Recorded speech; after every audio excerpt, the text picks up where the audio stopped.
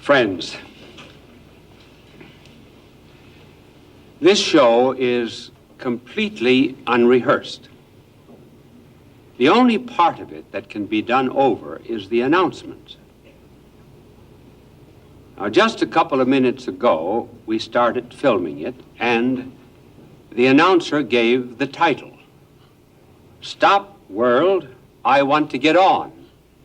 And some woman shrieked at the title, and we had to do it over. I hope it appears that funny to you. I must tell you, first of all, about some things that happened to me.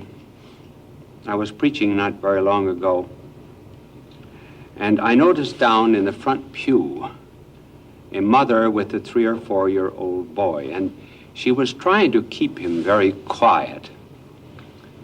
But after I had talked for 15 minutes that must have seemed 15 hours to him, he tugged at his mother's sleeve, and he says, "Mommy, is it really that hard to get to heaven?"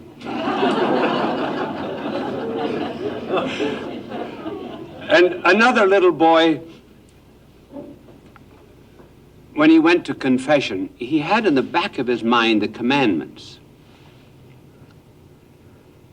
And he could be heard going through the commandments in one fashion or another, and then after he had named them to himself, then he would begin the confession of sins. And he was saying, no strange gods before me. No, I didn't adore any strange gods. Thou shalt keep holy the name of the Lord. I cursed a couple of times, Father, and keep holy the Sabbath day. I went to Mass every Sunday. Honor the father and mother. I disobeyed my mother about 18 times and my father about 6 times. Thou shalt not kill. I didn't kill anybody. Thou shalt not commit adultery. Sister told me to skip that.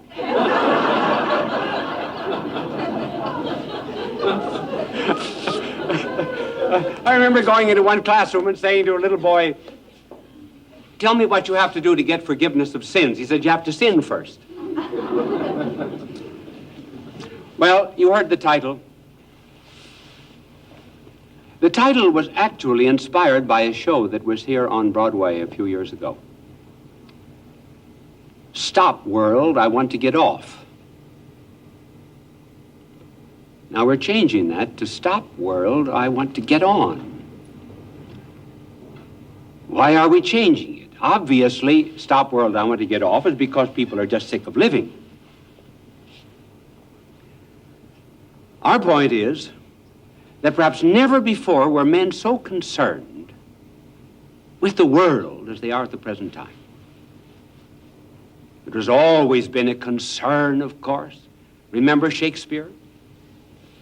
All the world's a stage, and men and women merely actors. They have their exits and their entrances, and one man in his time plays many parts. Wordsworth, he was somewhat disgusted with it. The world is too much with us, late and soon. And I'm sure that Thomas Hood, if he had lived in our times, would have said, "Stop, world, I want to get off," because he wrote, "The world is a wilderness, and every tree bears the burden of our tears." Those are the old views. But I wonder if ever in human history, the world, I do not mean the spirit of the world, just the world itself and all that that word can mean, was ever so much the concern of hearts as at the present time. Just let me give you some examples of how the world has been discovered, why it is a concern. First of all, our age has discovered humanity.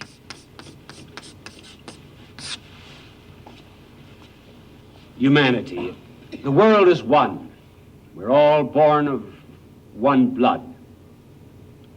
We're very much concerned about the gap that exists between the rich nations and the poor nations. It burdens our consciences that by the year 2000, according to the UN, it will be necessary for Asia to have 4 times the amount of food it has at the present time. Latin America will have to have 4 times the amount of food as now, and Africa 3 times. So humanity concerns us. Then we have another interest in the world. We have the interest of science, technology. Our knowledge has probably increased more in the last 100 years than it did in, well, all previous history. It almost seems as if to our generation has been given the capacity to unlock all of the secrets of nature. Remember the poet who said, "I drew the bolt of nature's secrecies." One can imagine all the secrets of nature pouring out. So that we live in not just in a world of gadgetry, we live in this beautiful world of technology. And finally, the world has become our concern through what might be called world involvement. In other words, there is a fondness today for doing social work, helping the minorities, bettering the inner city, helping those that are socially disinherited. Young men and women are dedicated today, as they never have been, to all of these social causes. They want to be, as they say, involved in the world. I remember during the council, I was waiting one day for the bus that took us to the council, and I saw a street cleaner in front of the hotel where I was staying, and I went up to him and I said, "How long will you work today?" He said, 12 hours. "What time did you get up?" He said, 4 o'clock this morning. And I said, "What is your duty?" He says, "Nothing but just sweeping the gutters." About a mile of gutters here in Rome. "How much do you earn?" He told me it was really a trivial wage. I said, "Tell me your philosophy of life." And he said, "You're going to the council, aren't you?" "Yes." "You're going to make important decisions for the church and the world." "Yes." He said, "But if I clean my gutters with a greater dedication than you do that work, the Lord is far more pleased with me." That's right. He saw that we have work in the world, and it can be a dedicated and divine and holy work. Now, this is the good side. There's a kind of a bad side to this, too. I'm going to mention it for just a few minutes, and then I'm going to get back again to the good side. This concern with the world is called secularism.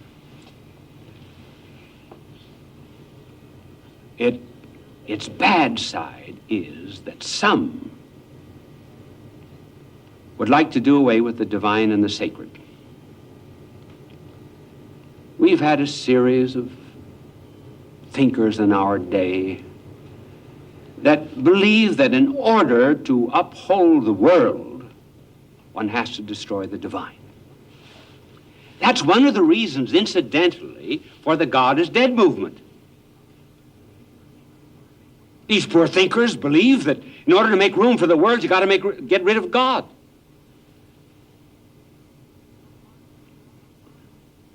Bultmann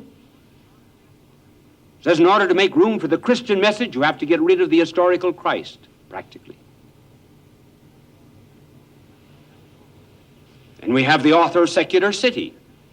He practically identifies the secular city and the kingdom of God. And even in the field of religion itself, today the holy are on the defensive. This world spirit has gotten hold of us to such an extent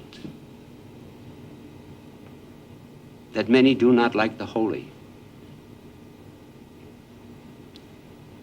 I may tell you that it's gotten so bad that when any of you people see us priests on our knees, you ask us if we lost our contact lenses. Well, that's enough of that. So now let's get back to the good side of the world.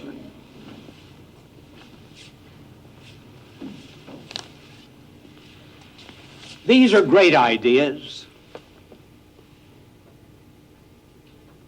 This spirit is magnificent.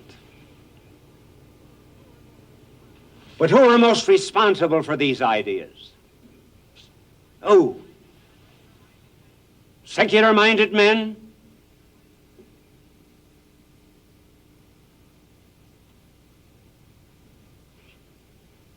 I will not give you the three names at once. First one was John the 23rd. Who did more for our love of humanity today than this man? Who? August Comte, with his supposed love of humanity, never wrote a line comparable to John's love of the poor. He opened the council, brought the world into it. Protestants, Orthodox, Buddhists, Hindus, communists, everyone was welcome. As one poor workman said about the Vatican one day, he's not interested in politics at all, except inasmuch as politics is related to us poor people. That's right. He was the one who made the world conscious of the love of humanity, even when, for example, we used our science to send an astronaut around the earth. Because I remember when that happened, John the 23rd quoted the book of Genesis and said, God said, rule over the earth and subject it. He saw this young American astronaut as indicating the great scientific progress of mankind. No wonder his last words were, Lord, that they may be one. And then that human side of John, great big fat man with, he could reach out those great arms of his almost like the fleshy columns of Bernini to bring all mankind within his grasp. One day he went into a prison, visited the prisoners, and as he passed one cell, he said, who's in there? The warden says, that's the death cell. That man in there killed his wife. John spoke to him from outside the bars. He wouldn't answer, Pope John. So Pope John said to the warden, let me in.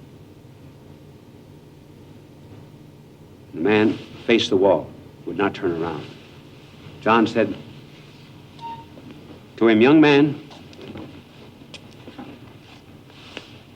Oh, yes, he said, what is he in here for? And the warden said, he killed his wife. John said, young man,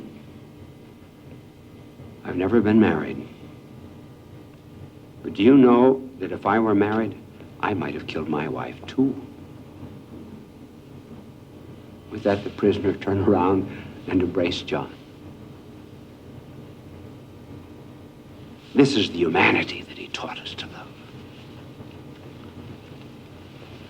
Now let's go to science and the world of technology.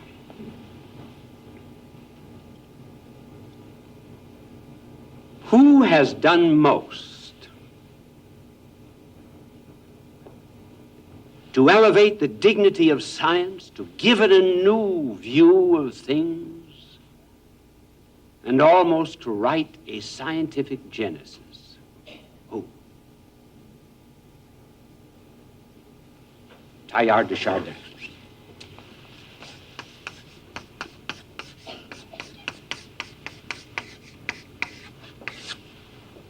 This great French scientist, as a little boy, was interested in rocks. And he was interested in rocks somehow or other because he saw the creative hand of God inside of the rocks. He grew up with a great devotion to what was the favorite devotion of his mother, called the Heart of Christ, but he got quite beyond the pious conception of his mother. As he traveled around the world many times, excavated, dug, came up with prehistoric men, was inducted to into the great scientific academies of the world, there was one great notion that obsessed Teilhard. It was the notion of an arrow being directed toward its target. First of all, there has to be a mind that directs that arrow. And there has to be a target fixed before the arrow is ever shot. Let that arrow stand for the evolution of the universe. And he believed in the evolution of the universe. But it's working toward a target. And somewhere there was an archer that shot it. So Teilhard de Chardin saw the whole universe ablaze with Christ. All things were made by the power of his word. All things were for him.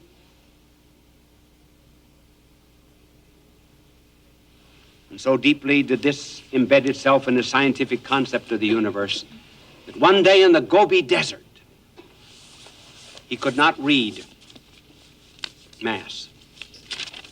And he wrote this prayer.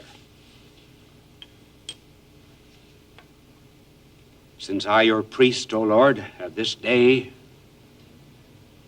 neither bread, nor wine, nor altar, I am going to spread my hands over the entire universe and take its immensity as the matter of my sacrifice. Is not the infinite circle of things the ultimate host that will be transformed? Is not the seething crucible wherein mingle and boil up all the operations of living and cosmic substances the chalice of pain that you desire us to sanctify?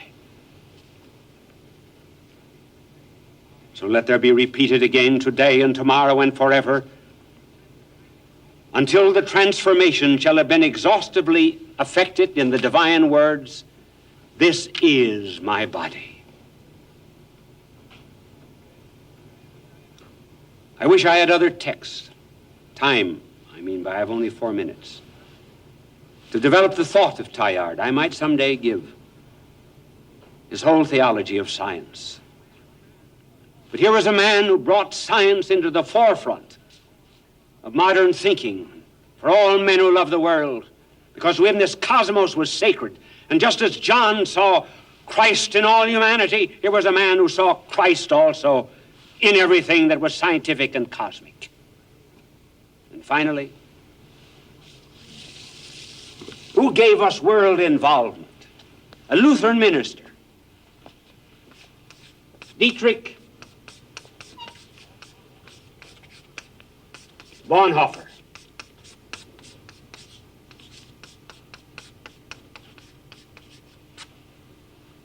Dietrich Bonhoeffer. A brilliant young man who said, I would hate to live to be 40, and he never did. Was invited here to America to give lectures. He said, this is not my place. With the Nazi persecution going on, I must go back again to Germany. He resisted the Nazis and was put in prison.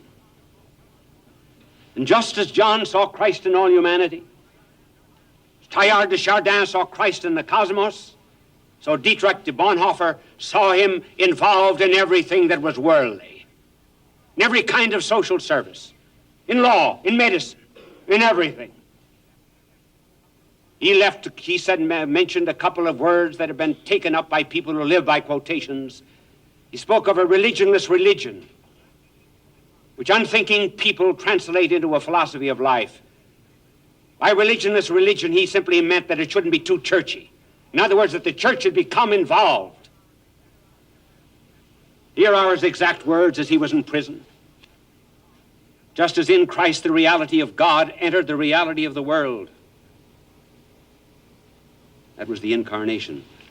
So too that which is Christian is to be found in the world, the holy in the profane.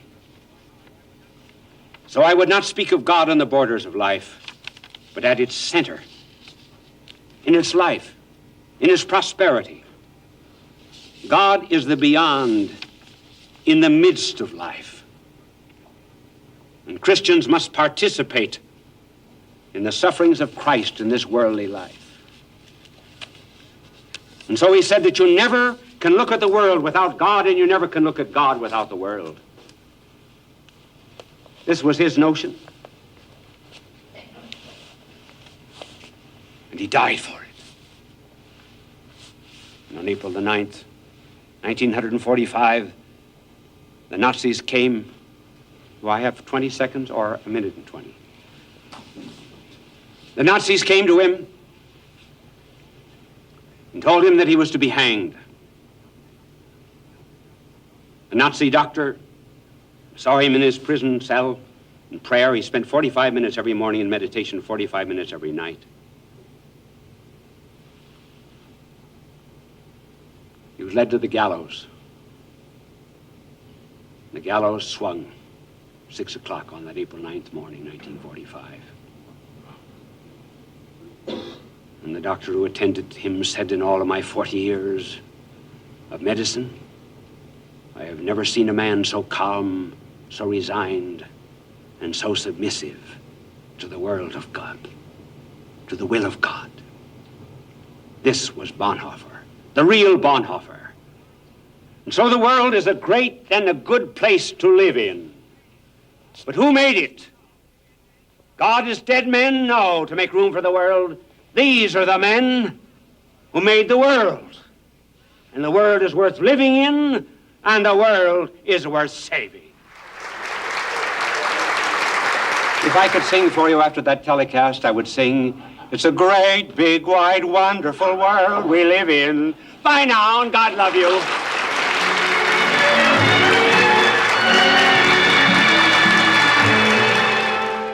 Fulton J. Sheen is indeed a man for all seasons.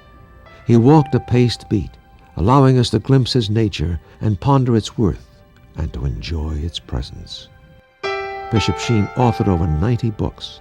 He broadcast countless radio and television programs and ministered in many parts of the world to people of every belief. As he said many times, it is not a unity of religion we plead for, but a unity of religious people. We may not be able to meet in the same pew, but we can meet on our knees. The bishop wrote 94 books, recorded countless radio shows, and appeared on hundreds of network and syndicated television programs. His legacy is a treasure of joy that transcends time and helps us to believe that truly life is worth living.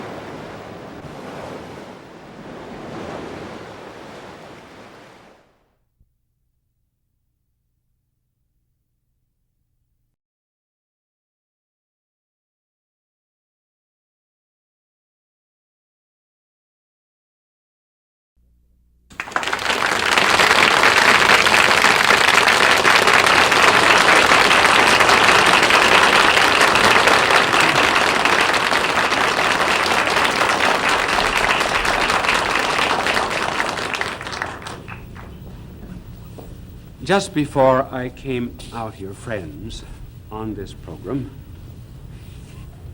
the program director up in the booth shouted down that the third candle on the right was crooked.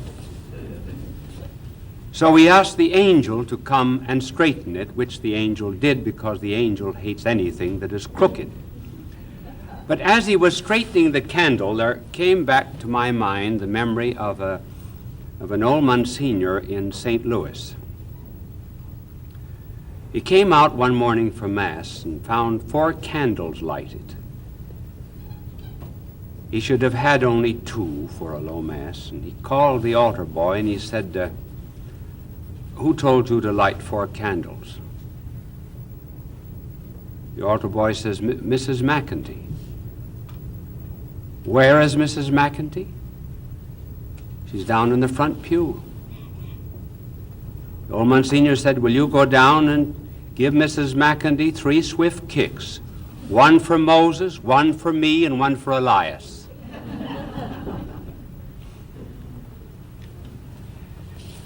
You have the title, Happiness is a Rainbow, but this does not come in at the beginning of this show. Only about the middle of it will we find out why happiness is a rainbow. But I must tell you at the beginning why we chose this particular subject. It's because there's so much gloom in the world. I do not mean light, frivolous gloom, like a poor widow who was visited by the insurance company after the death of her husband, and he gave her a check for $50,000. And the insurance agent said, "I'm sure you're very sad after having lost your husband." And she said, "Well, I would give $5,000 to have him back." I'm not referring to that kind of gloom,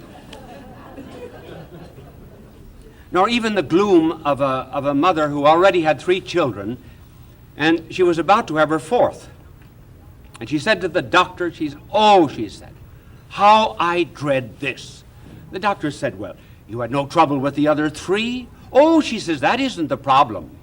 It's the future PTA meetings that I dread." Now, the gloom I'm talking about is much more serious. I've heard many people remark that, notice now when you see people on the street how sad they look. And there's the gloom of the theater, the gloom of the songs of the young. For example, at 15, boys and girls singing, "I lost the love life of my life." But the more serious things, like, for example, the novel of François Sagan, Bonjour, Tristesse. Imagine that. Hello, sadness. How are you, gloom? Then the other great dramatist, Camus, who wrote The Plague. Remember, it was the story of a dedicated doctor in northern Africa, Dr. Rieux. And during this pestilence, he spent himself and was spent in his laboratory in caring for patients to stop the pestilence. It was abated, but he knew that it was in the furniture, it was in the clothing, it was in houses, and would break out again. So the gloom of the play was, that's all life is. It's meaningless. And all of our evils are going to constantly reoccur. That's our modern gloom. Another novelist, Cossack, The City Beyond the River. Now he gives this in a kind of a parable, namely, here on one side of the river is a factory. This factory takes great big rocks and grinds them up into tiny little stones. Then when it gets tiny little stones, it bakes all the little stones together and gets a great big rock. Then they send the rock over to a factory on the other side of the river, which grinds the rock up into little stones, then bakes them together in a great big rock and ships them back to the first factory.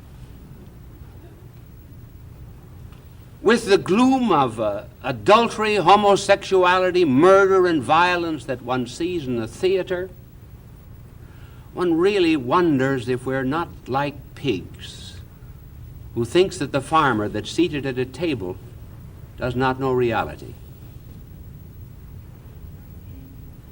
Is not the gloom today very much like deaf men inviting an orchestra?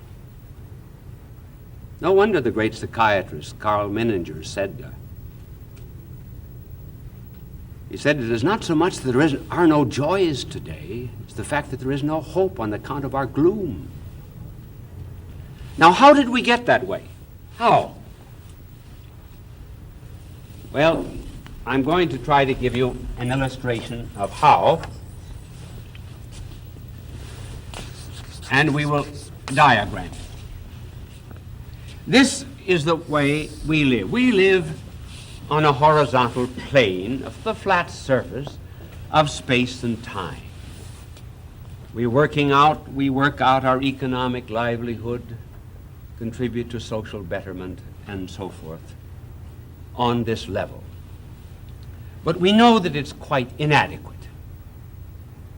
So, to cover up this inadequacy, we know that because the loves here do not completely satisfy, that we have to go out to a love beyond. So, life is completed by a vertical line. Namely, there must be a beauty, as Thompson put it, that leaves all other beauty pain. A love we fall just short of in our love. So this is man, and he's almost at the center of it. And this is normal, and we will show later on that these two are both involved in human existence. But we're trying to explain gloom. Here we started with normal human life. The gloom came in by eliminating this. Our life is limited solely to the plane of the secular. Now, when man has only this flat surface here, he gets sick and tired of it. So what does he do? This is man here. You know I can't draw, but I always tell you what I'm drawing. That's man. So that man tires of this flat surface of life, so he begins pulling it up around himself. And lo and behold, he gets locked in. And he gets locked in two ways. He gets locked in socially in a closed society, which is Marxism and communism. And he gets locked in psychologically, so that his life is nothing but made up of an analysis of his fears and anxieties and dreads. That's the reason modern man is sad and tragic. He's thrown off the vertical. But I'm not here to explain to you the gloomy side. I want to tell you now how to get out of this gloom and how we can recover happiness. And the key to it is the rainbow. How is the rainbow made? The rainbow is made by light shining through rain. The rainbow is the child of storm. Comes out of the womb of darkness. Every drop of rain, we'll get back to gloom in a minute. See, the rain is the gloom. Every drop of rain is a prism. And when a ray of light strikes the raindrop, which is the prism, breaks up into the 7 rays of the spectrum.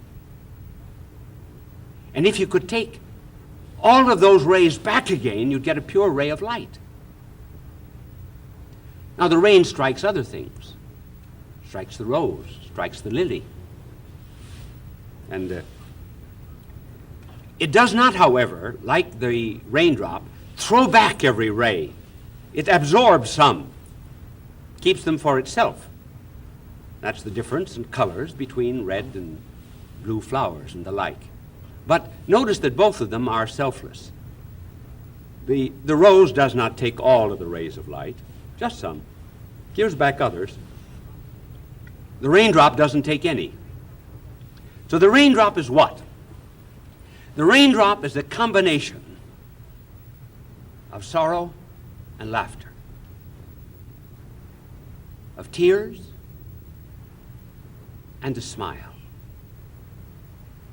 There's a bit of sadness. Too much sadness makes gloom. There's darkness, but there's also light. The rainbow, therefore, tells us that life itself is made up of both a little bit of sadness and a little bit of joy. The two are mixed, like that vertical and horizontal line. And these are specifically human, namely the tear and the smile. You never find a smile in the animal kingdom. Never. I know hyenas have their mouths open, but they don't laugh. A horse really doesn't give a horse laugh. You find laughter only when you come to man, and you find tears only when you come to man. And you find them both mingled in man. Why do you find a smile and laughter only in man? Well, what is laughter? Now, I'm going to give you a definition. It's not a bit funny, but it really is the explanation of laughter. Laughter is the unexpected juxtaposition of two ideas. Juxtaposition of two ideas. Let me think of a pun. A little girl was visited by the neighbor. And the neighbor said to the little girl, "What are you going to do when you get as big as your mother?" The little girl said, "Diet." Well, thanks for laughing. Otherwise, I couldn't prove the point. I'm glad you laughed. Now, why did you laugh? You see, you had to have two ideas simultaneously. You had to have, first of all, the idea of big as physical size. And secondly, you had to have the idea of big as age. Now, if a box is filled with pepper, it can't be filled with salt. If we were material creatures and we were filled with one idea, we couldn't be filled with the other at the same time. So that laughter is an indication of the fact that we are at the borderland of matter and spirit, both. I might add, too, that the ideas that are juxtaposed, they have to be unexpected. If you knew this, you wouldn't have laughed, except for politeness, for which I thank you. Now, tears exactly the same way. You don't begin to cry and then get a telegram about the death of a friend. First of all, you have the idea. Then after you get the idea of sorrow, then comes the tears. So that gloom is an exaggeration. But there's a place, however, for something that is sad. Happiness is a rainbow. It's not just all laughter. It's not just all tears. The problem is, which comes first? Now think this out for yourself. Which do you think comes first? Are we first of all to laugh and then to cry? Or are we first of all to weep and then to laugh? Here, as we answer these questions, we hit upon two distinct philosophies of life. One philosophy of life, which is the Christian, is this: first the fast, then the feast.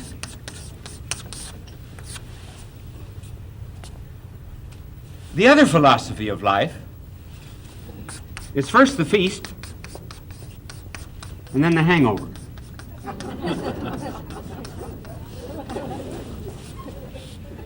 So the Christian philosophy of life is, therefore, first you have to have the rain before you can have a rainbow. It's the light shining through the rainbow, shining through the drop that makes the rainbow. And this is what our blessed Lord said, woe to you that laugh, for you shall weep. Imagine. He didn't mean that we shouldn't laugh, because he himself teased the apostles, asking where they were to find bread when he knew very well where they were to have it. And it wasn't because he went around glum, because he said, when you fast, he said, anoint your face, put oil on your hair, so that you'll appear to men not to fast.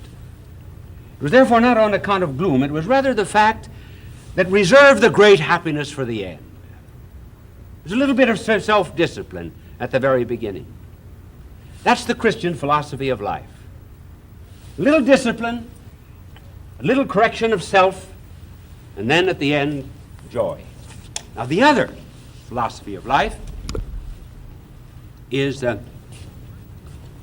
first you start with laughter, with pleasure, with joy, and then where do you end? Did you ever read the story of Oscar Wilde? The portrait of Dorian Gray?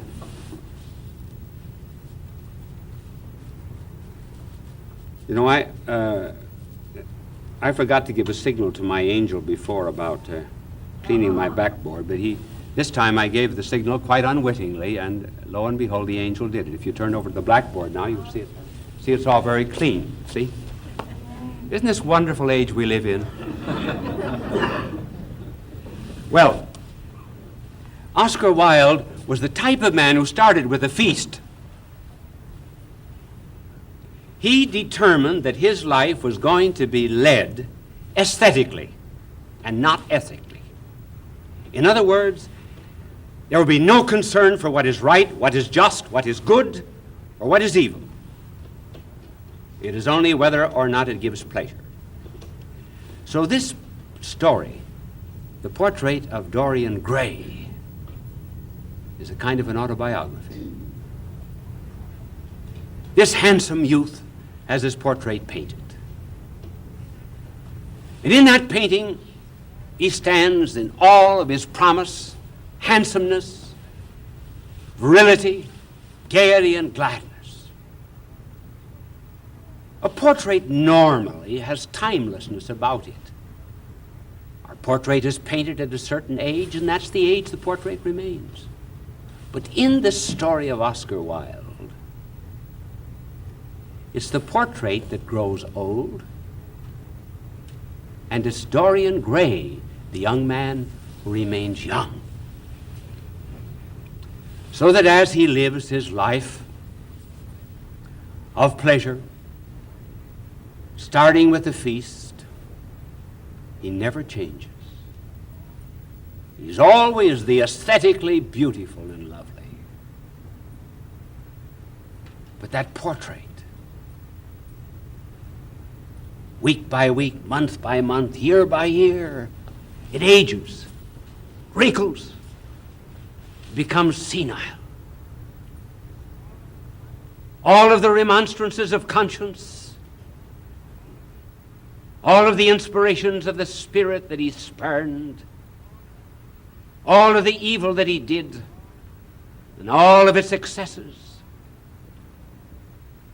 seem to be drawn each day, as if some invisible brush were painting over that portrait. This was the real Dorian Gray. At the end, he had nothing.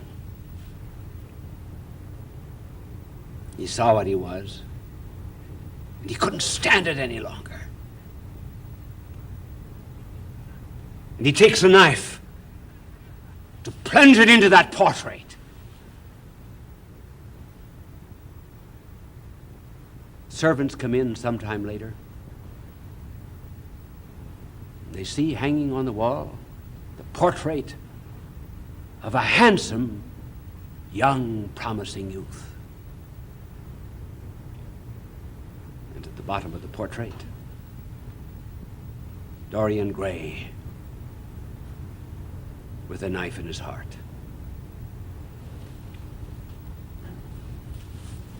He had started with a light instead of the raindrop. So in answer to the gloomy dramatists and novelists who call the garbage pail and the excesses of life reality,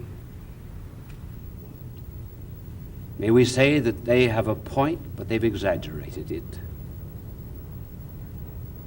There's both in life, and that's what makes it wonderful and great. Just as in weaving, there's a warp and a woof.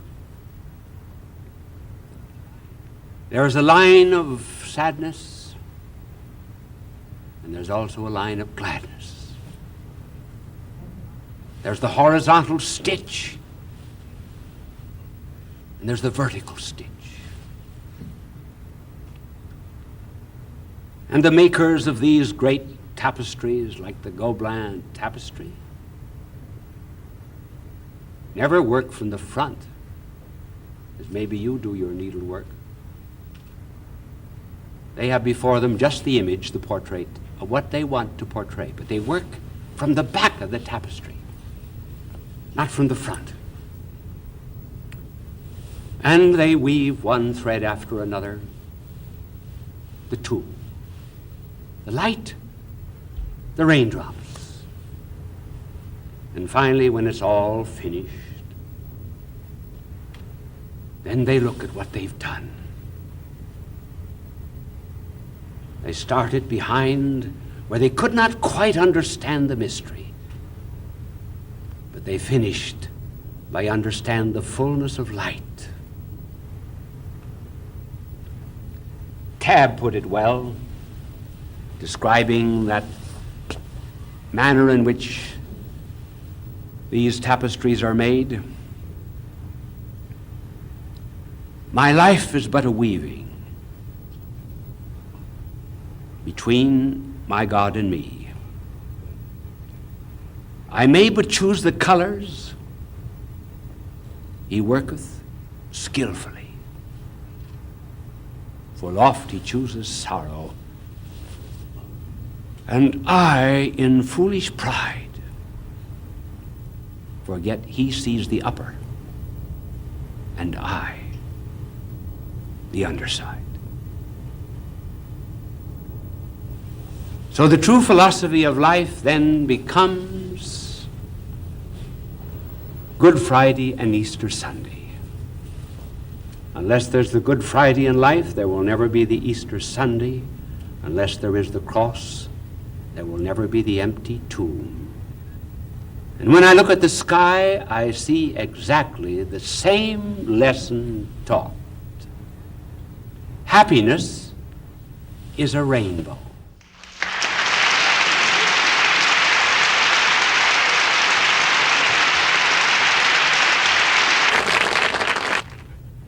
Well, I hope this has not been a sad story for you. I hope it's been nothing but gladness and joy, because it paints that way. I'm a little sad because I have to leave you. But with joy I say, bye now. God love you.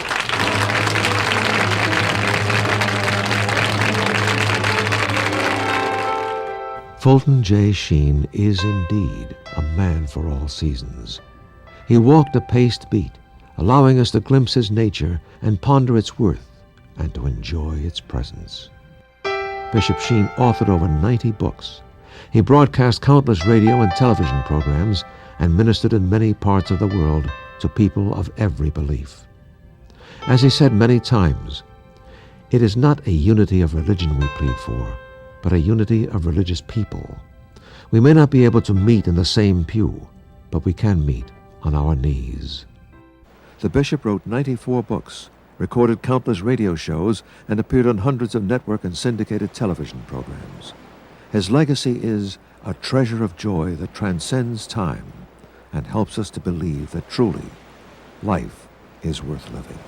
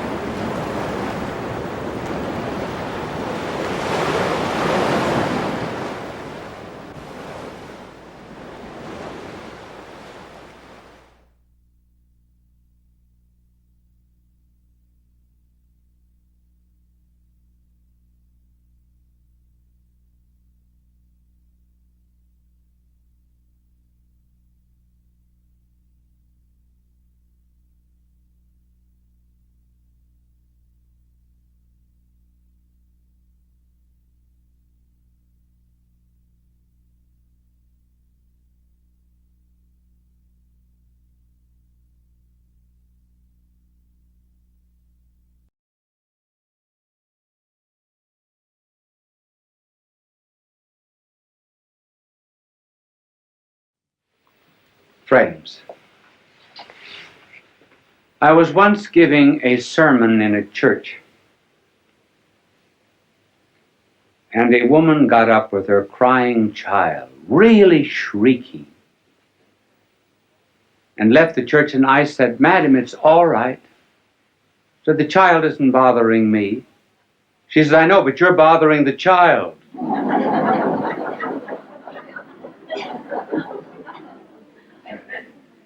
And I was giving a talk in Canada once on a Sunday,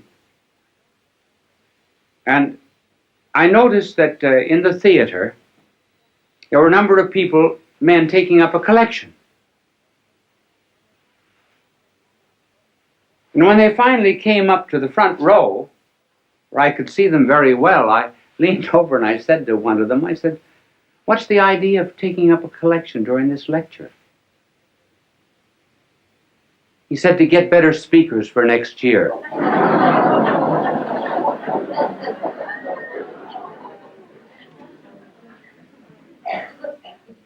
So I am not presenting myself as a model to you on how to talk.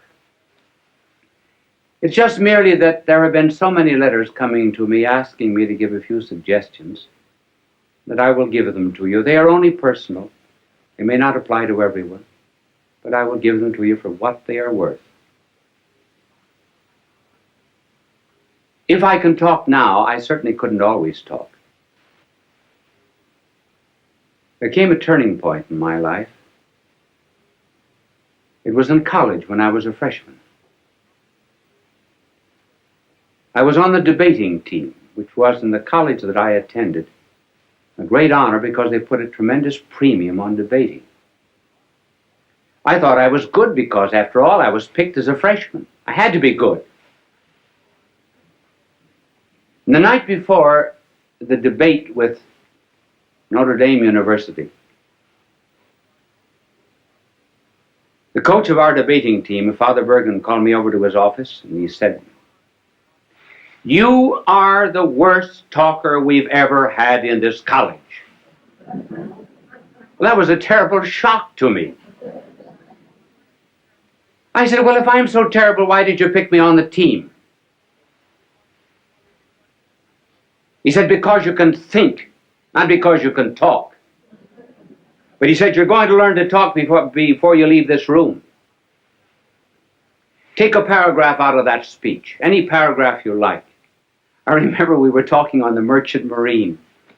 I'll never forget, the paragraph began, "I think it needs no argument to prove," and so forth. So he said, "Stand up there against the wall," which I did. Now he said, "Go over that paragraph." At the end of it, he said, "Do you see your mistake?" I said, "No." "Go over it again." Went over it 1 hour, 2 hours, 2 hours and a half. I was dead. So was he. And every 2 or 3 minutes when I finished it, he would say, "Do you see your mistake?" I said, "No." But being naturally quick, after 2 hours and a half, I saw it. He said, "Do you see your mistake?" I said, "Yes, I think I do. I'm not natural." He said, "That's right. That's all." And he dismissed me. You notice how often speakers, as soon as they get up on a platform, or ministers or priests in the pulpit, everything changes, their voice changes, their attitudes, their poses. I think many prayers that we say we're not talking to God. We're talking to an audience, particularly prayers at banquets, and inaugurations, and so forth. And we put on artificial poses. "Oh God, we ask thee to send down upon us thy benediction, thy blessing upon the sailors who are at sea, the merchants at their counting table, the lawyers at their bar." Well, that's not the way people talk. So, being natural and preparing a talk, what would be some suggestions? Now, the way I prepare a talk is not perhaps the way everyone would want to do it, but I can only give you my way. In order to prepare a talk, one must do a tremendous amount of reading. Each one of these telecasts of mine would represent between 20 and 40 hours of study. When I get through, what have I got?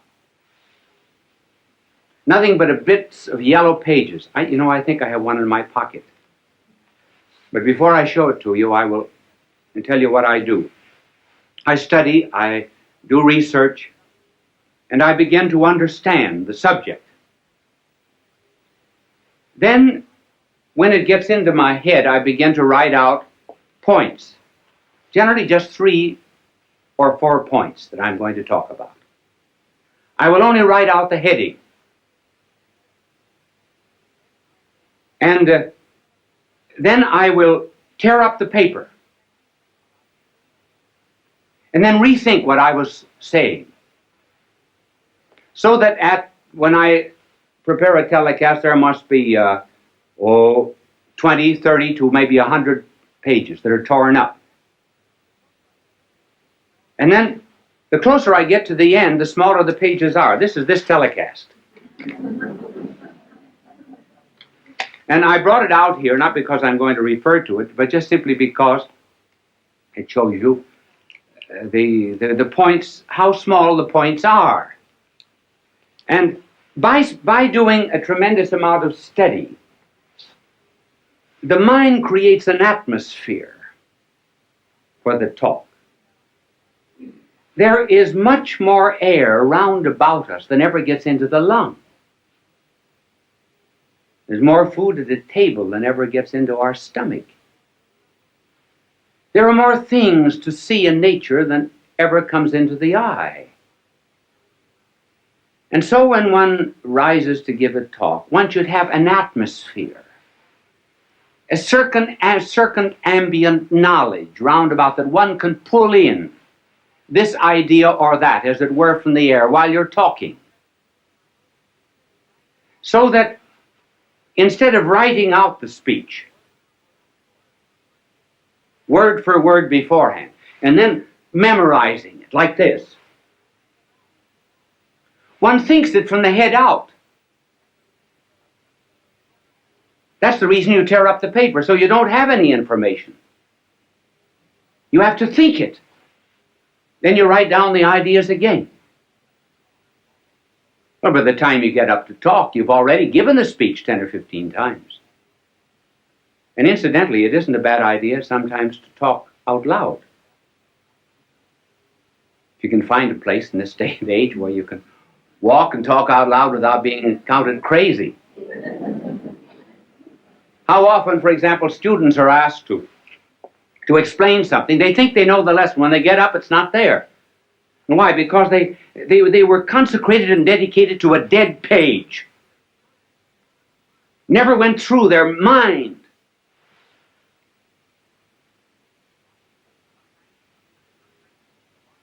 Sometimes teachers are just textbooks wired for sound. And studying is nothing but what is in print, passing from the mind of the book to the notebook of the teacher, or rather from the notebook of the teacher to the notebook of the student without passing through the mind of either. Now, this method of preparation is hard. It's very much easier to write something out and then to learn it than to do it this way. Sometimes if you do not feel well when you're giving a telecast or a lecture, thoughts do not come. You cannot always recall exactly what you had in your mind. But at any rate, there's a spontaneity. That's what people like. Even the mistakes you make. Now, one of the reasons, for example, why people like to have me draw is because everybody in the audience can draw better than I can. They feel they're far superior, and rightly so. So if I make a mistake in talking, fine. That's good. They say, I could do it just as well as that. And they can. This method, while it's harder and is a wonderful preparation for for absorbing knowledge has difficulties. One difficulty is that there are some people who give speeches who must write them out. For example, the President of the United States has to have his speeches written because every word is important. Then, too, there are some things that are not worth learning.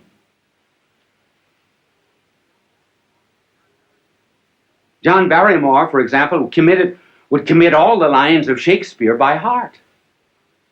But when he played in comedies and cheap movies and so forth, he absolutely refused to learn anything. He wanted helps outside. Now that's why people on television have to have aids that are outside. I do not use any kind of aid on the outside. If I read anything, I have it written out. Now there are two main props that are used in television. And the first prop is what is called an idiot card. An idiot card is something that is written out so that you'll not forget it.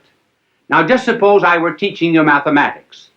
Now I would be reading off this idiot card.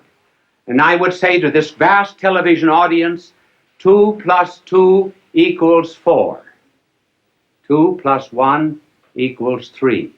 3 plus 3 equals 6. See, I don't forget it that way. Wonderful, isn't it? Now, you can... thank you for the idiot card. It was not an idiot that held it. It's only the card that's an idiot. And it's impossible for people who are constantly appearing, for example, on television, to study their lines or their commercials, and so they have to have them written out on these cards. But you can always tell, if you just look closely at anybody who's using an idiot card. This is generally the way.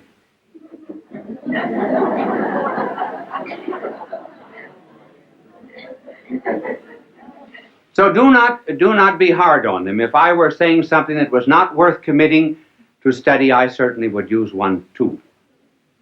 Now there's another prop which is better, and that is what is called a teleprompter.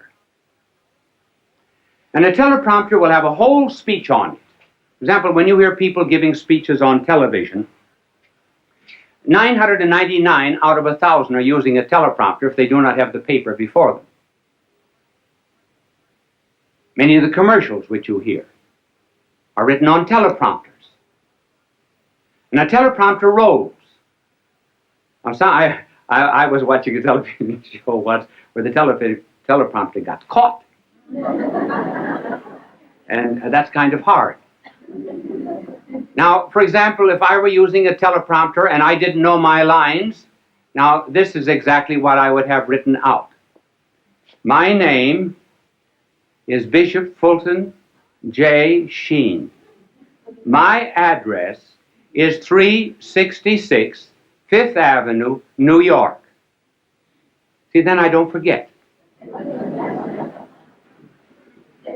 Now, this is the teleprompter. These are some of the aids that are used in television, and television simply could not exist without them.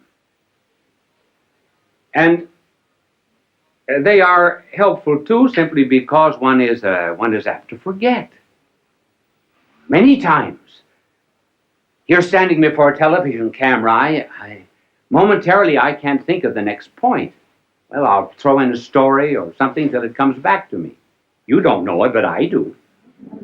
I don't get too embarrassed. I don't get flustered because I can't remember it.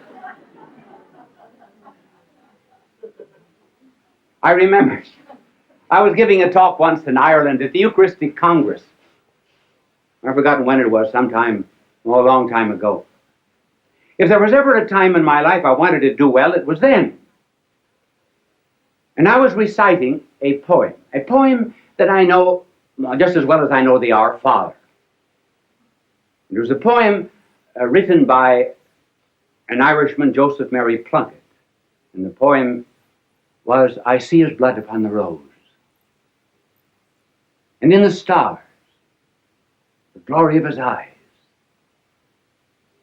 His body gleams amid eternal snows, his tears fall from the skies. I see his face in every flower. The thunder and the singing of the birds are but his voice. And carven by his power, rocks are his written words.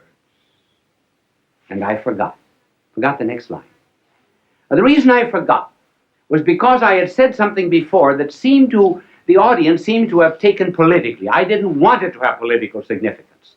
So while I was reciting this poem, I was giving myself an intellectual spanking. And I spanked myself so hard that when I got to the 9th line of this poem, I forgot. And I said to the audience, I forgot. Well, the tremendous crowd there, tens of thousands of jaws dropped in disappointment. And when an Irish jaw drops, it collapses. So I had to get myself out of the difficulty. There came to me then a line of Patrick Henry. Not the one that you know. But Patrick Henry also said something else. He said, when you're in difficulty in an oration, throw yourself into the middle of a sentence and trust to God Almighty to get you to the other end. And so I began. I didn't know what I was going to say, but I started. I said, I'm glad I forgot. So I didn't know how I was going to continue, so I started again. If I had ever wished to have forgotten anything, so I thought I'd give myself another jump on the springing board. If I had ever prayed to have forgotten anything, I should have prayed to have forgotten these lines of Joseph Mary Plunkett. I think there's beautiful symbolism in their forgetfulness. And that symbolism is that standing on the anvil of Ireland's soil, one should be able to hammer and forge out the sparks of his own poetry and not be dependent upon a magnanimous soul like Joseph Mary Plunkett.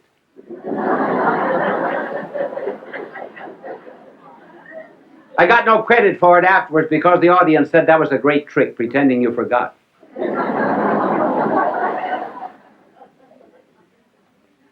It is always well to be prepared for such unexpected moments when you do forget. And even better still, when you're at a banquet and called upon to give a talk.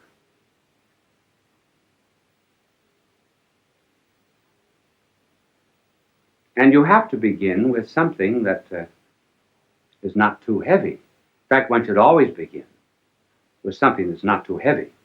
For example, you just simply cannot begin a speech by saying, ladies and gentlemen, accipitur frontalis, the convoluted convolutions, the metaphorical ubiquiliarum pelviarum.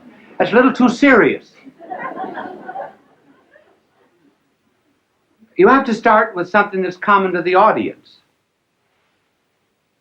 Now, I think the best story of all for being called upon to talk without preparation and unexpectedly was the delightful story of G.K. Chesterton. He was called on and he said, during the days of the persecution of the Christians, 2 Christians were out in the Colosseum. And some lions that had been released for 12 days, had been starved for 12 days, were released in their cages. They bounded out across the Flavian sands, were about to precipitate themselves upon the poor Christians. When the Christians reached out their arms, put them around the lion's neck, and began to say something in the lion's ear. Well, the emperor was furious. He came for blood, not comedy, because the lions went back again to their cages without touching the Christians. So the emperor, being furious, ordered other lions that had been starved for 4 weeks released. They bounded out after their prey, were about to precipitate themselves upon the Christians, and the Christians reached out their arms, put them around the lion's neck, whispered something in the lion's ear, and the lions left them and went back again to their cages. The emperor sent for the Christians. What are you doing to my starving lions? Nothing. Nothing but whispering something. But what do you whisper? The Christian said, we say, after this meal, you have to give a speech.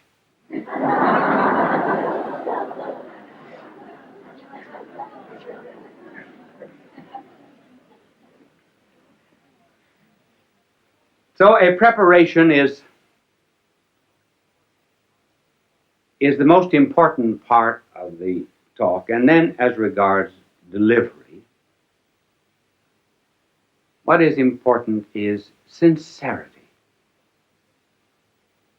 meaning what you say. Children are the best judges of anything that's heard on television. I do not mean dramas where there's an artificial emotional interest created, but children who may not understand what is being said. They know whether the speaker is sincere or not. Incidentally, that's a good word, sincere.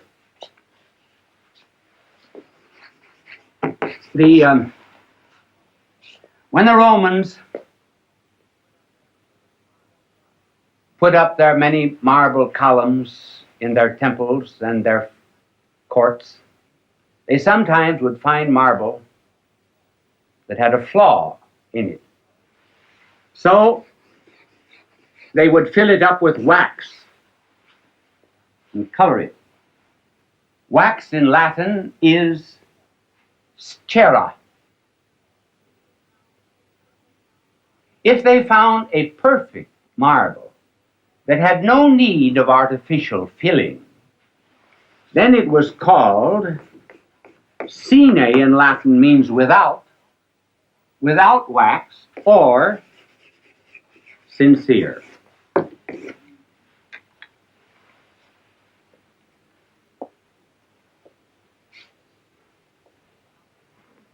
This is about the only suggestion that I would give for delivery. One just simply feels what's in his heart, that's all. Out of the abundance of the heart, the mouth speaketh. And one must not be too long. It's always better to have an audience say, I wished he talked longer, than to have them say, he had 3 good chances to quit.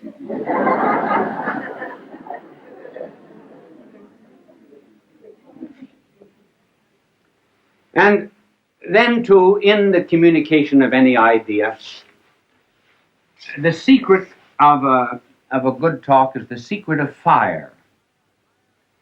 Fire has 2 qualities,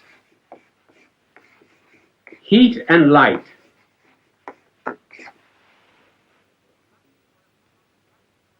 The light corresponds to the truth.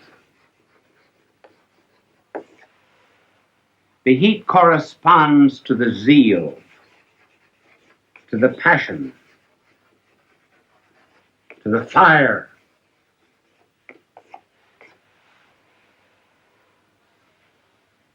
And the fire and the passion come always from the truth.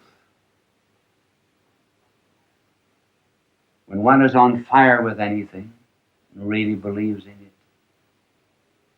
all the words come out naturally. And above all things else, the making of an orator, too, is really on his knees. Because the power to make an audience feel what you're saying does not come just from these fires. It comes from fires that have been stolen from heaven and given to the speaker. This is influence. This is power. Fulton J. Sheen is indeed a man for all seasons. He walked a paced beat, allowing us to glimpse his nature and ponder its worth and to enjoy its presence. Bishop Sheen authored over 90 books. He broadcast countless radio and television programs and ministered in many parts of the world to people of every belief. As he said many times, it is not a unity of religion we plead for, but a unity of religious people. We may not be able to meet in the same pew, but we can meet on our knees. The bishop wrote 94 books, recorded countless radio shows, and appeared on hundreds of network and syndicated television programs. His legacy is a treasure of joy that transcends time and helps us to believe that truly life is worth living.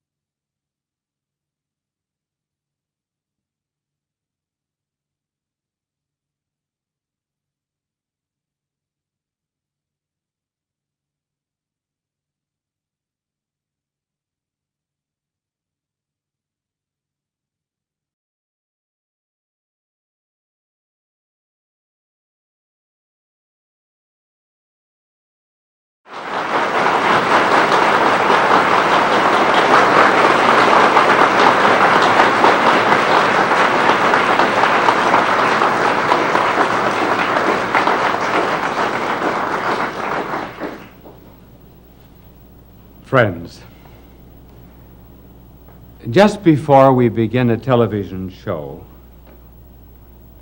we always decide on the time at which we are going to quit. And you often wonder, well, how do you manage to finish on time? Well, I just keep looking at the clock, and then 2 or 3 minutes before the time is finished, begin to weave into a conclusion. Now, you have no idea how lucky you are that television always runs on time, because I want to give you this historical fact. There was a man, I will give you his name at the end, who on November the 28th, 1955, began talking in Kent, England. He talked until December the 3rd. He talked for 5 days and 13 hours, which is the record for continuous talking. His name, Kevin Sheen.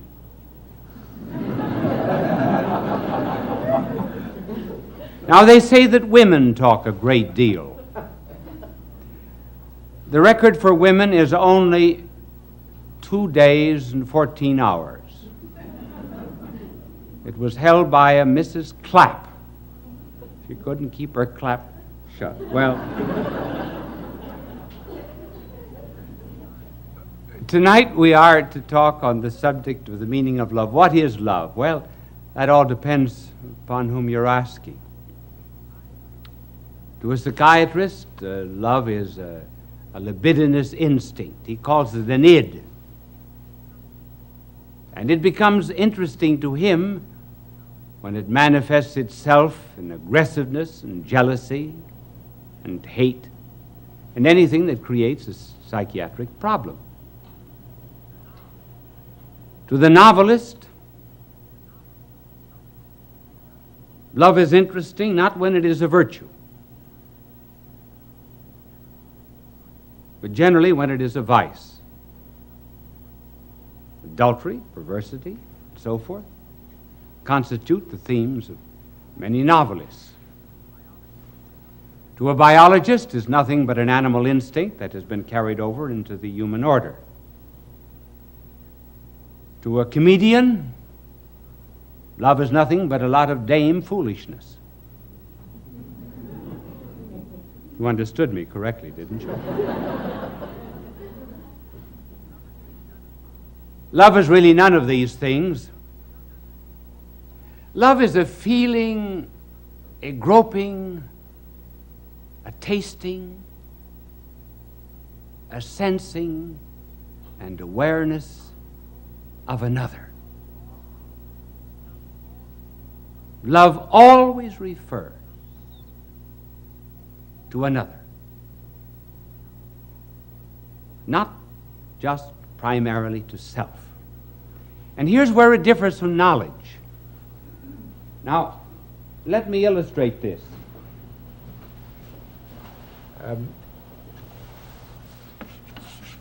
Very few of us ever think, how different is this process by which we know in relationship to that by which we love? Whenever we know anything, we always bring the thing or object which is known down to the level of our mind.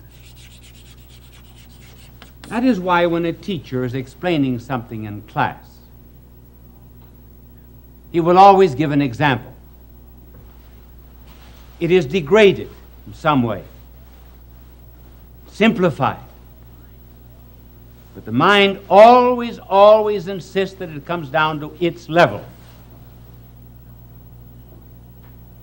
Hence, when the eternal Word of God came to this earth, he spoke in parables,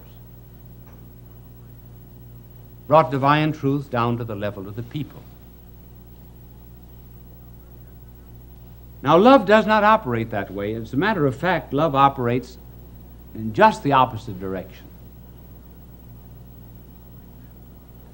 For example, the object of love is something to which you go out. Now, here is the faculty of loving is the will. When you love anyone, instead of dragging it down to your level, you go out to meet it. For example, if you love music, you do not write your laws of music. You meet the demands of music. If a man is in love with a lady who loves poetry, he doesn't talk algebra to her all night, if he's wise. You can immediately see, therefore, that the nobler the object that is loved, the better we become. That is why it can be said that the level of any civilization is the level of its womanhood. Because the nobler the objects that are loved, the nobler a person becomes. The greatest philosopher who ever lived, Thomas Aquinas, said that the least love of God, therefore, is worth more than the knowledge of all created things.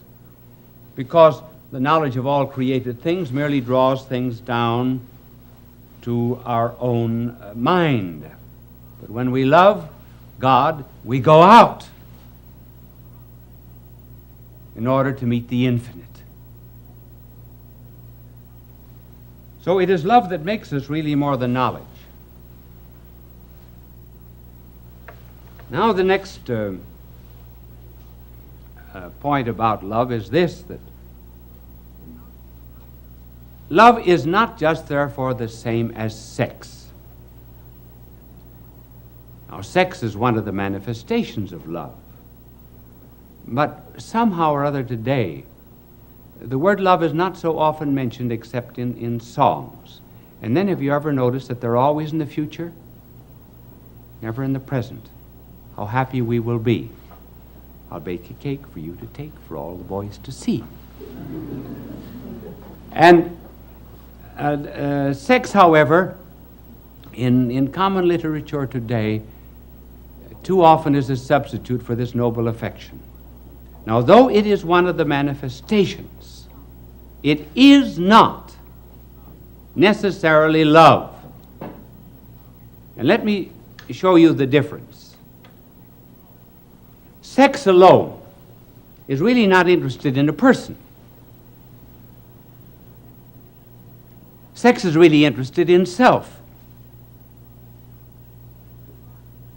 And hence the carnal man will very often apparently and seemingly project his love to someone else, but he's not loving that other person. He's loving the pleasure that he finds in that other person, which is not the same. George Orwell, who wrote that remarkable book about the future of a communistic world called 1984, he has some people saying in 1984,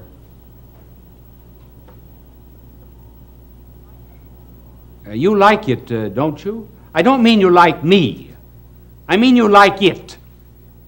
The other person says, yes, I adore it. It was sex, not love. It.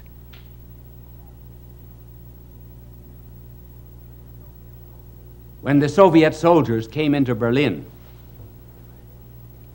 they ran through the streets, the close of World War II. They ran through the streets shouting, I want a woman, I want a woman. They didn't want a particular woman. They were not concerned at all with the person. They just wanted something to satisfy their own ego. Hence the difference. You see what a good job my angel does in clearing the blackboard? And the reason he did a particularly good job is because this afternoon his halo was shined. You know the kind of shampoo he uses? Halo.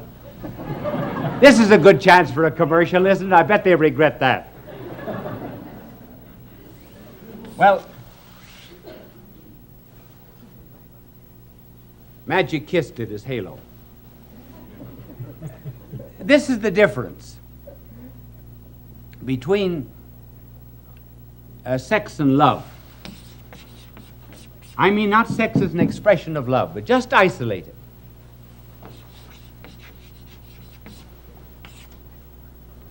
Sex is a circle. Have you ever noticed that's the only thing that I draw well, is a circle?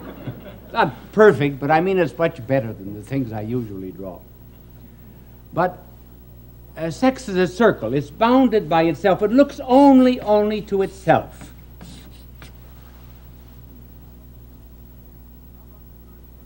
Love, on the contrary, is a cross. Stretches out in all directions. It's all embracing.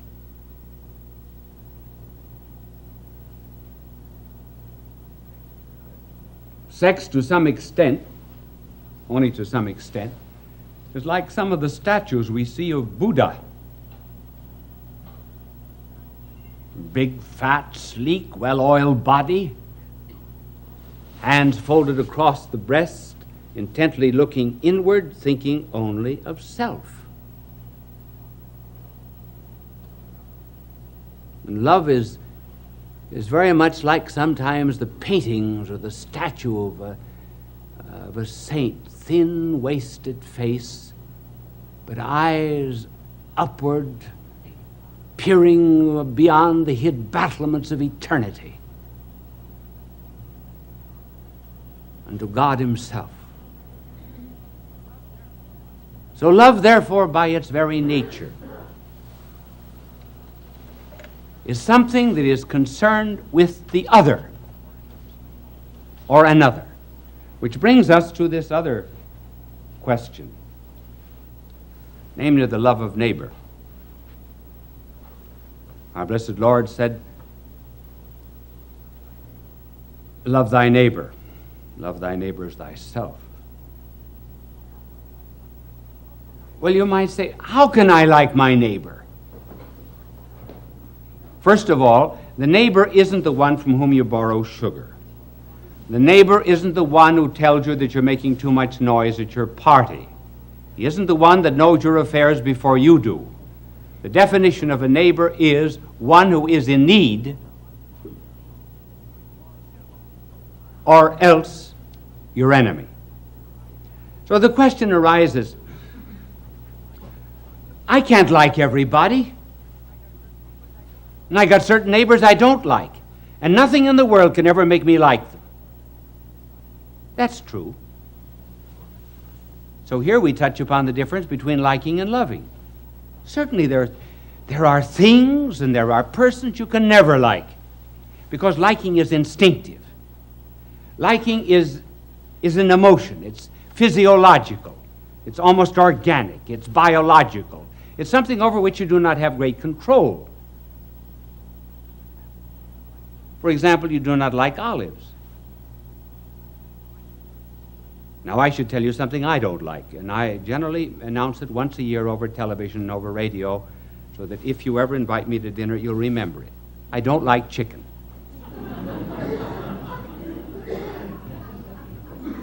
Now, nothing can make me like chicken. I'll tell you the reason why. People wonder why I don't like chicken. Well, when I was a boy, my father used to send us out every summer to a farm to work. He believed in hard work, for which I thank him. And the tenant farmer, very anxious to please my father, gave us chickens every day except Friday. So every morning I had to go out and wring a chicken's neck. I must have wrung thousands of chickens' necks. So when we hear the command, love your neighbor, love everybody, and love all of God's creatures, well, that's all right. You can love them. But you can't always like them.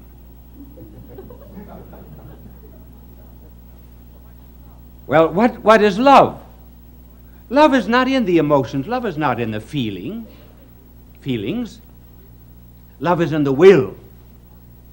And because it is in the will, love is subject to command. To command.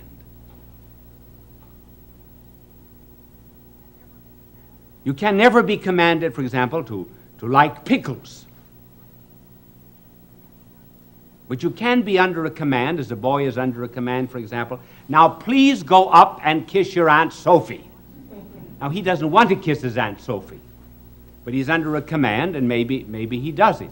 So love is subject, therefore, to the will. It can be ordered, whereas liking cannot.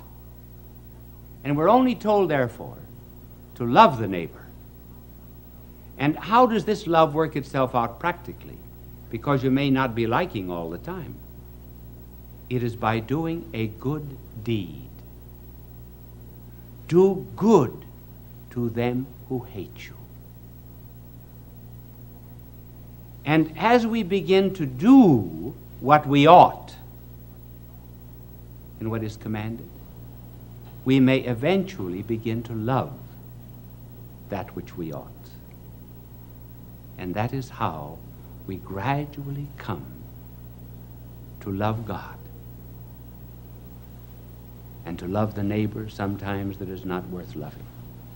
Does that mean I have only 3 minutes left? All right. I thought I had 5 or 6. I've got 3, so I get very nervous and I have to change. No, he says 5. Wasn't that nice that I asked him? He put up 3 fingers. Now I have 5. Well, now I can tell you other things.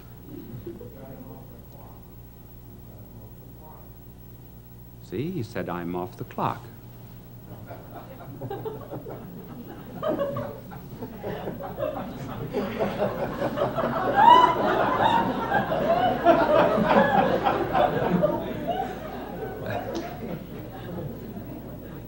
You see, I like him for that and I love him for that.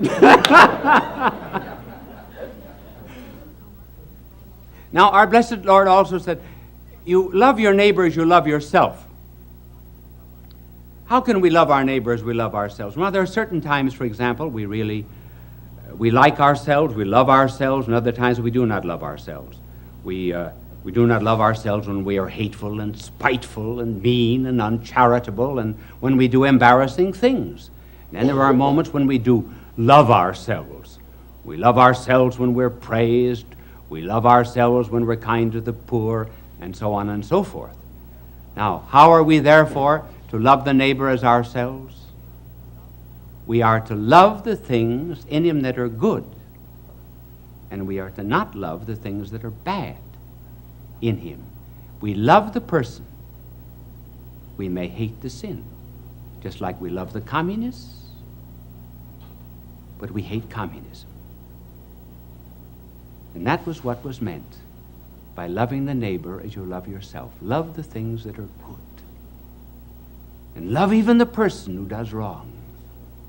And by loving him, he may escape his wrong.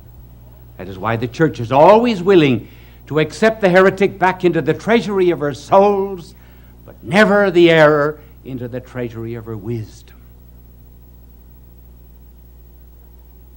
There are certain rules for loving. I will pass some of them over very quickly. One is, you can never love in a hurry. Love is never done in a day. You can hate very quickly, but love is slow. That's one of the tragedies of divorce. People do not stay together long enough to learn to love one another.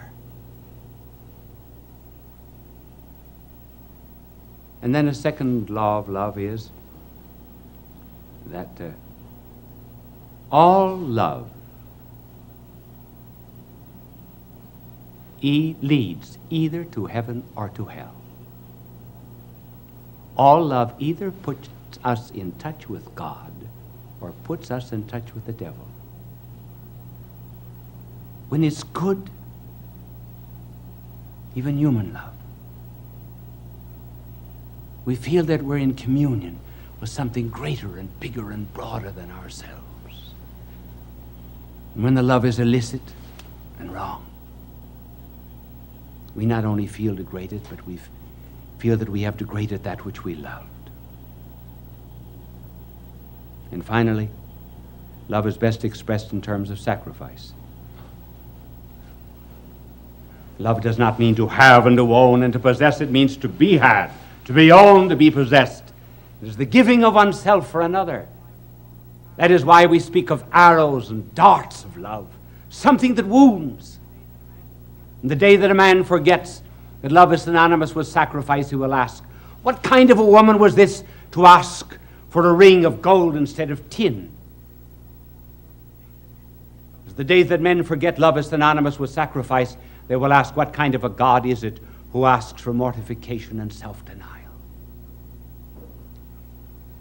Some years ago, there was an article appeared by a very well-known writer entitled Cosmical Religion. He said that he could no longer believe in a religion of love or a religion of fear, but he believed in a cosmical religion, the adoration of the cosmos.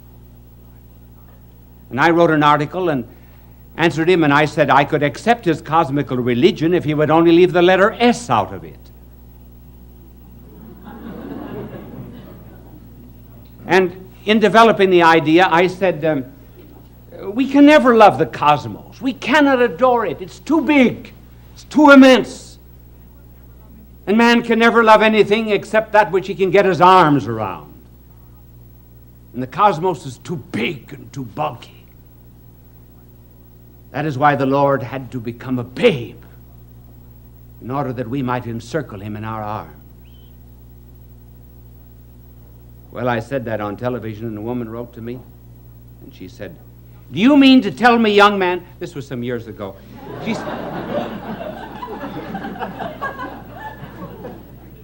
she said, do you mean to tell me, young man, that I can't love anyone unless I can get my arms around them?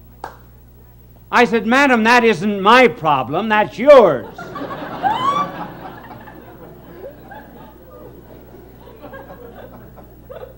Well, I hope now that you understand love just a little bit better. All love on this earth is just a spark that comes from the great flame of love, which is God.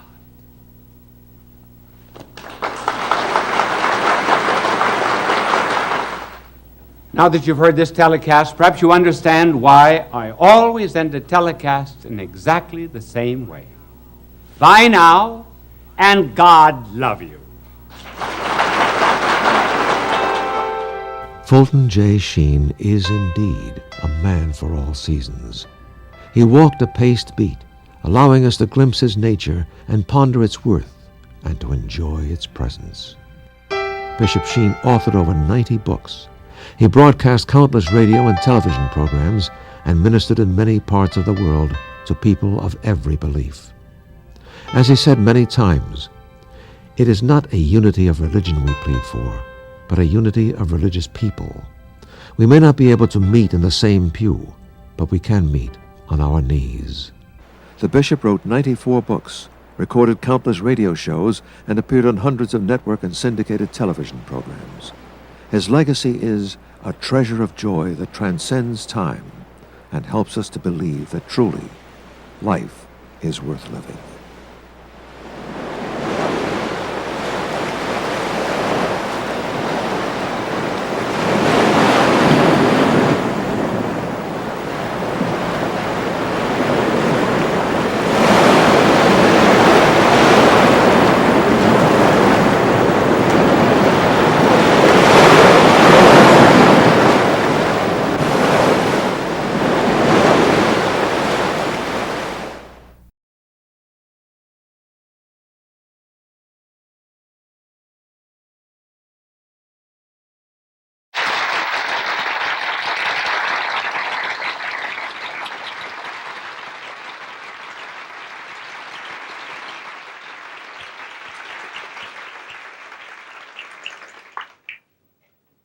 Friends, as I stood back there in the wings waiting for the cue to come on, there came to me a recollection of a priest in Washington, D.C., a very short man, and whenever he got into the pulpit, he always had to stand on a little stool. And the particular gospel that he was reading this Sunday was, "A little while you see me, and a little while you will not see me," and he fell off the stool.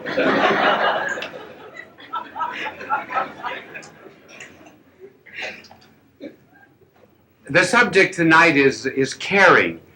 The reason I chose this particular subject, really, was because of this incident. This particular day, I was too busy to go to dinner, so in the afternoon I went into a grocery store to buy some graham crackers. And in the back of the store was a mother with her 4-year-old son. He just pulled a bottle off the shelf, a bottle of vinegar, and broken the bottle, and the pieces were on the floor along with the vinegar. The mother was saying to him repeatedly, "Pick up those pieces." And the more she insisted on it, the more he refused. And she would have loved to have cracked him, but she didn't want to look too cruel before the customers. And the father was there, and of course he was busy. And that gave him the very happy air of neutrality. He didn't have to interfere. And finally, the mother was intense with rage. You could see what the father was saying. He was saying the kid's just exactly like her folks. And you know very well what she was saying, stubborn like the old man.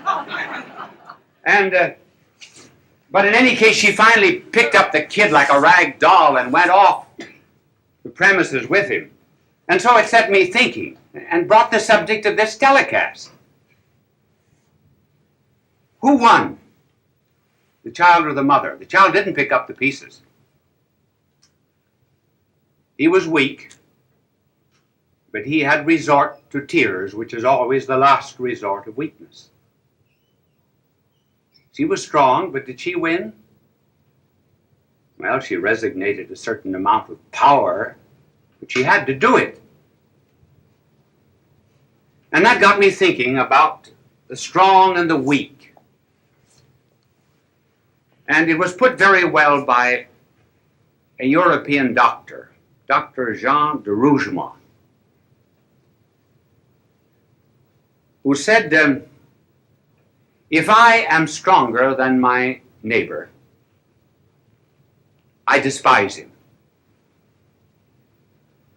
If I am weaker than my neighbor,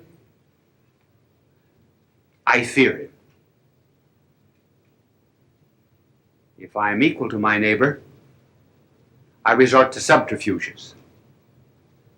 to escape obedience, or to assert my superiority.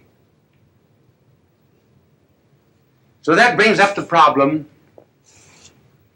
how are we going to solve this tension between, well, the rich, the poor, the educated, the uneducated, and the strong and the weak? For example, when the rich help the poor, perhaps they're obsequious, and then the poor are humiliated. Learned people are impatient with those that are ignorant. And the ignorant people, too, are humbled very often when taught by those that are wise. So what's the answer? Well, the answer is caring. Now, I'm going to try to tell you what caring is, but I'm going to do it, first of all, in an abstract way, so you'll think I'm learned. Then we will give examples. And it is this: the strong must feel their weakness.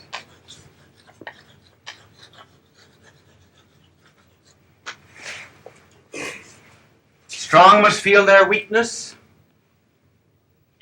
The rich must feel their poverty. The wise must feel their ignorance. How can this be done? Well, let the strong begin to examine themselves and find out how weak they are, first of all. You think you're real strong? Strong-minded, strong-willed? Did you keep the last New Year's resolution? Do you keep on a diet? I know a woman who went into a gymnasium and the instructor said you have to chin yourself 20 times a day. She said, which chin?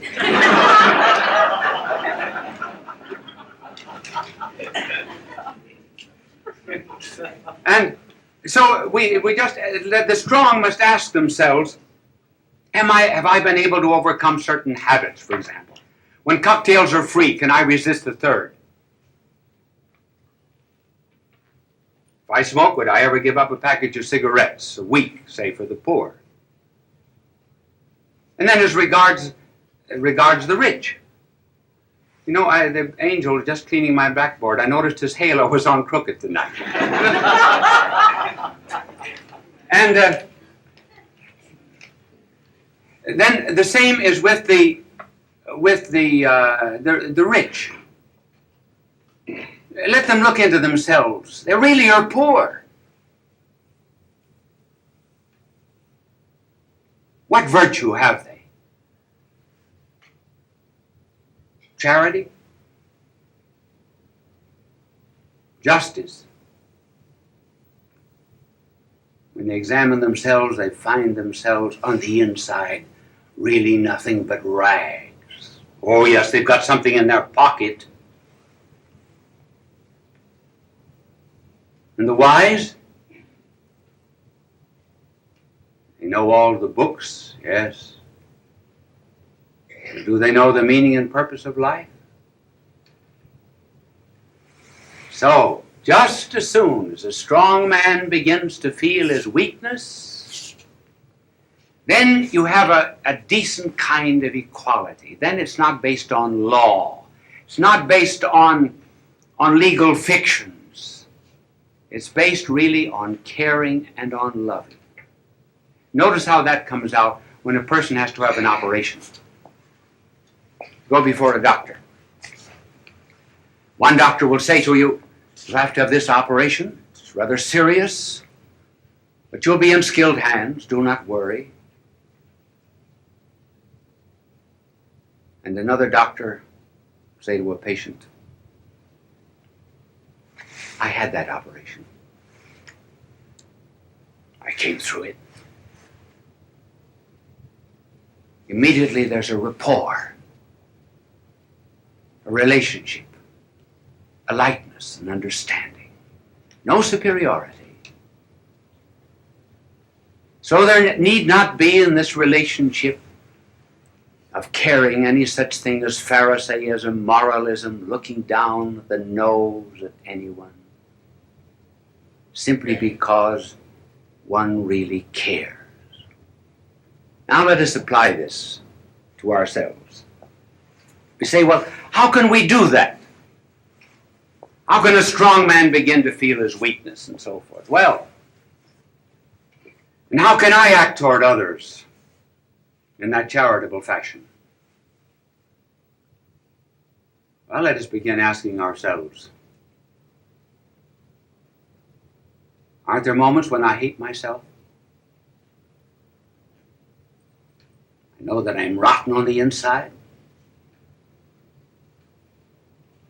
The water cooler in the office. I complain and talk in a nasty fashion about someone. Looking back over my life, it's been spoiled. Weakness, things to be hated, but I sure like myself. So when you go into a room, despite the fact that you've often said to yourself, oh, I hate myself for that, but you take the easiest chair in the room, don't you? When you go into a restaurant and you don't like a certain kind of food, do you order it? Though you hate yourself? Now, for example, I don't like chicken. I announce that every 2 years over the television in case I'm invited out to dinner. And this is about the time to announce it. I will tell you the reason why, actually. The reason is that when I was a boy, my father would send me out to a farm during the summer vacation and sometimes on weekends. And the farmer would give chicken dinners every time I went out, and I had to wring the chickens' necks. I rang, I think, in round numbers, 7,683 chickens' necks. So, but when I go into a restaurant, do I order chicken? No. Despite the fact, for example, that there are many things that I know I find very despicable in myself. Now, if I, who hate myself, find much that is lovable, if I, who know all of my weaknesses, and still take good care of myself, if I am that way to myself, why can't I be that way to my neighbor who's weak too?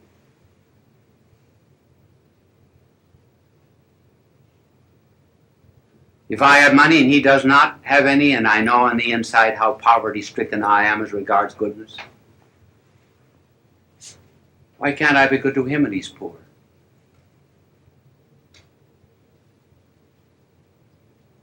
This is the basis of caring.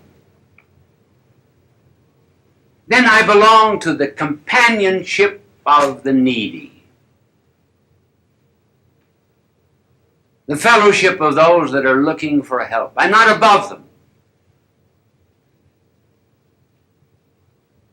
I am one with them. Did you ever ask yourself why our blessed Lord should have said, love your neighbor as yourself? Why did he not say, love your neighbor more than yourself? Well, because if you love yourself, knowing really the way you are, then if you give that kind of love to your neighbor, you really are wonderful. You're marvelous. And then, of course, the greatest reason of all is, well, I'm loved by God.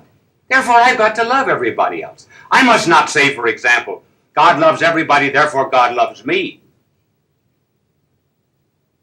No. God loves me, therefore he must love everybody.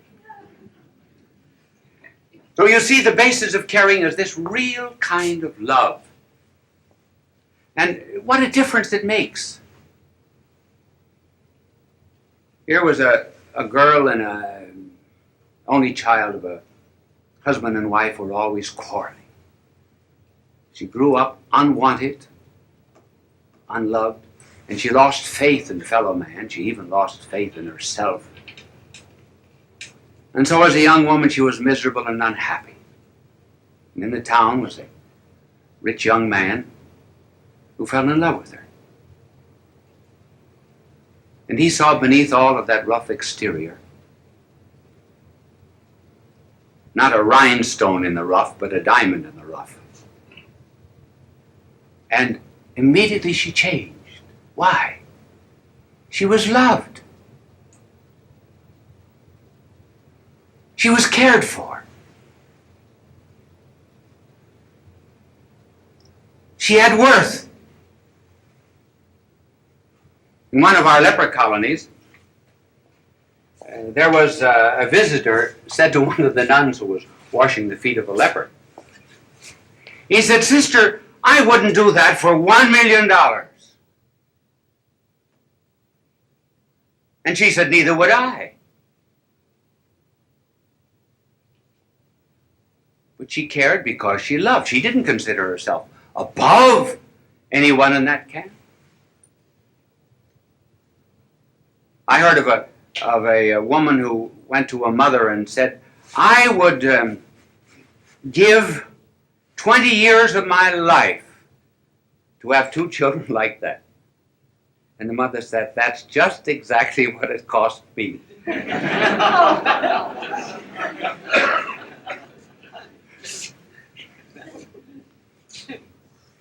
So the inspiration, therefore, is love. And I wonder if in this day and age,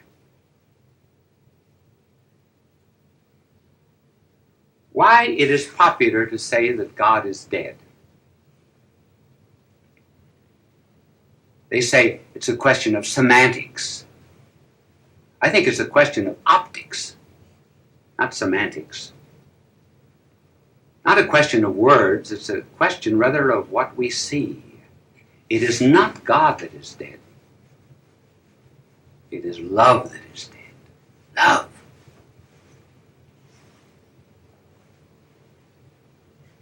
Just let any of these so-called scholars who say that God is dead go out and do a little loving. I do not mean necking, sexing, fornication, adultery, homosexuality. I mean loving. I mean caring.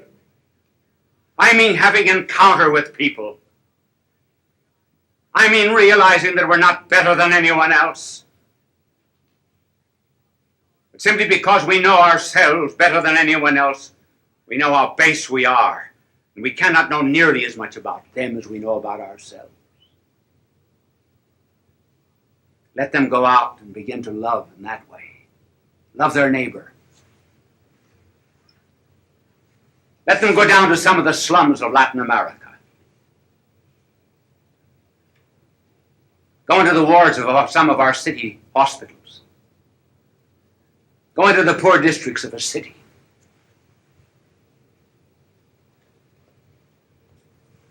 Let them begin to care for people.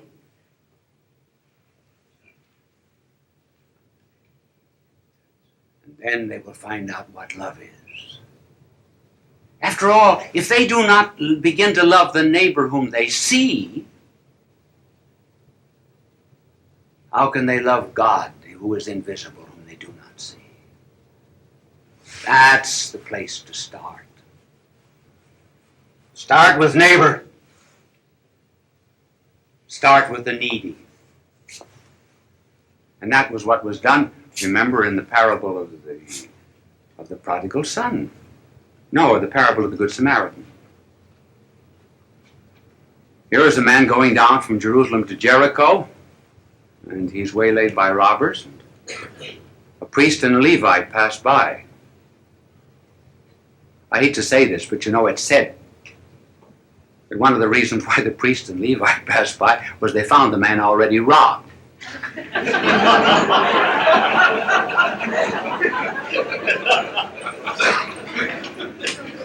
Well, in any case, they passed him by. here comes this man who did not belong to that race, to that people. And he put him upon his beast and brought him to an inn and cared for him, and then said, I will come back in a few days and pay the expenses over and above what was needed. And do you know how that parable began to be told? It came from a question by a lawyer. The lawyer introduced the speculative question, who is my neighbor? And he thought that our blessed Lord would go into a long disquisition about who is my neighbor.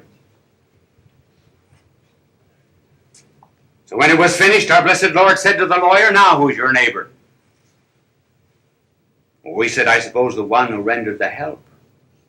So the question is not really, who is my neighbor? The question is, to whom am I a neighbor? And I'm a neighbor to everybody in the world if I love. So it's not law, it's not a question of rights.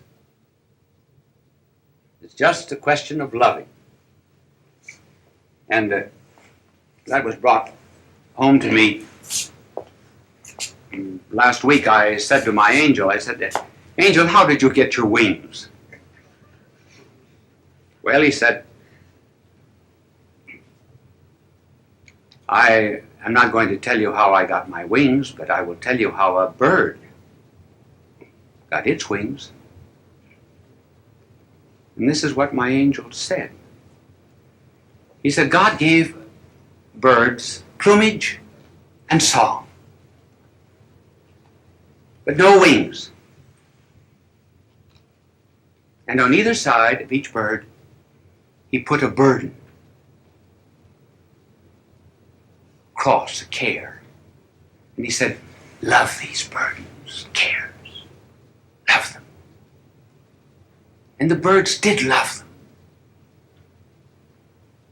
And they loved them not through commandment, they loved them with all their heart. They pressed these cares more and more to their heart. And finally, the burdens became wings. And that's how the birds learned to fly. And the angel said, so that's how I got my wings. I learned to care.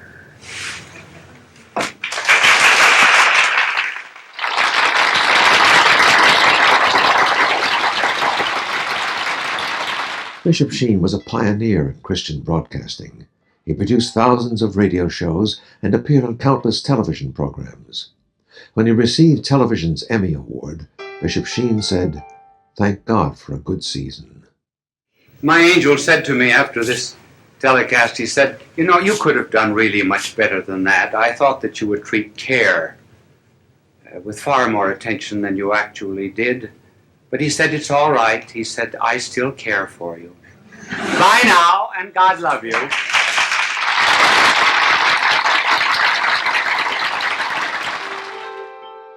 Fulton J. Sheen is indeed a man for all seasons. He walked a paced beat, allowing us to glimpse his nature and ponder its worth and to enjoy its presence. Bishop Sheen authored over 90 books. He broadcast countless radio and television programs and ministered in many parts of the world to people of every belief. As he said many times, it is not a unity of religion we plead for, but a unity of religious people. We may not be able to meet in the same pew, but we can meet on our knees.